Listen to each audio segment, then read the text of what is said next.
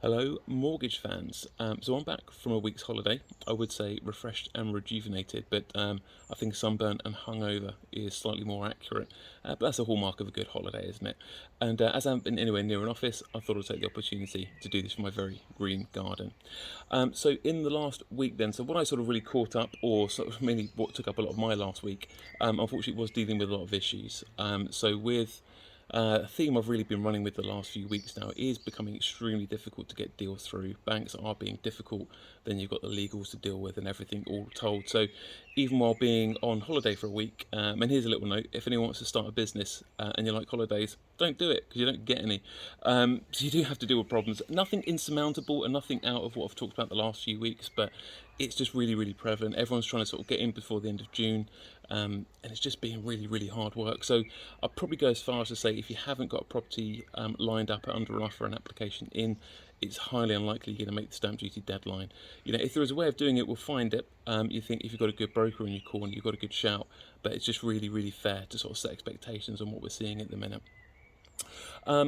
Outside of that, I did finish off doing the third part of our core principles of lending. So if you remember that, it's the three C's, which is commitment, capacity and collateral. So this last one is around collateral, or what we'd call the property. A mortgage by definition is a loan secured against a property, so a property is extremely important, but funnily enough it's sort of often overlooked in terms of the process. I won't go into it here because it's quite a long detailed update which I'll probably do separately, but just to give you sort of a snippet, or really sort of the core message that comes from that, is that if you imagine the most boring property in the world, banks love that. You know, if you're in London, it's probably a Victorian terraced house, something like that. If you're out of town, maybe a sort of detached house with not too much land, you know, something really, really middle of the road you see everywhere. Banks love that. Anywhere you veer further away from that, either up or down the scale, banks don't like it. So I remember doing the stats on this. I think something like just under 3% of the UK live in a property that's worth £2 million or more. So that's why banks are a bit cautious around high value properties, because you're knocking out 97% of the resale market. And that's exactly the same principle if you buy a lower value property, or even something that's a very unusual build, because then the same principle applies if there's a smaller resale market. And what a bank has to think about is, well, if they have to take repossession of a property and resell it, how quickly can they do it and how easily can they do it? So that's why if you sort of think about, if you're buying a really, really bog standard, nice, simple property, banks love it. Anything outside of that is a bit more complex. So if you want to learn a bit more about that, please go to our website. It's a huge update on that, and I probably will do it as a video at some point soon. Also caught up on the other sort of big theme of late, which is house prices. Nationwide released some data saying that house price annual growth now is at 10.7%. That's the highest level of growth in the last 7 years.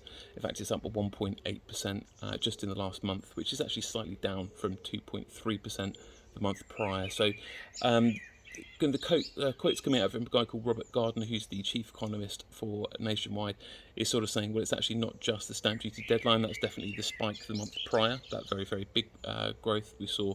But actually, it's just more continued, sustained growth in the market we're likely to see. And again, that's a theme I've talked about a lot. Banks are, believe it or not, from what I start from the outset of the update here, they are making the criteria easier, which means more people can buy. And if more people can buy, it just pushes prices up. It's just the most simple market economics ever. So I don't see that changing anytime soon. Again, a bit of a call to all our clients and anyone we've helped. Would love to hear from you. You know, if you'd like to send us a short video like this, or send in just a picture of you in the property with a few words around how we helped you, I'd love to see that. So please, please don't be shy. We're more used to having a camera shoved in our face these days than we used to be. So I'd love to hear from you and use that wherever possible. And with a bit of a rate update, so I was catching up myself as well. Money market's all pretty flat, to be honest, around the same sort of levels we're seeing over the last sort of few weeks now.